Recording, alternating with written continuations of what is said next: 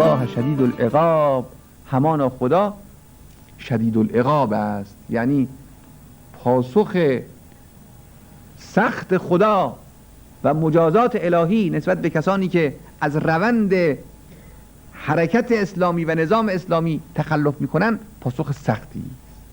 این عقاب دنیوی هم میتونه باشه، عقاب اخروی هم میتونه باشه.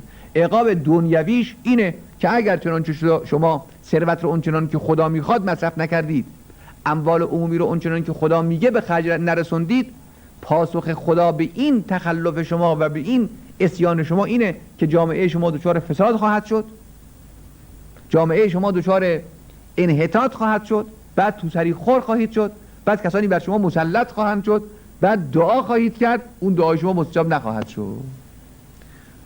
عقاب اخروی هم که معلومه دیگه چیه.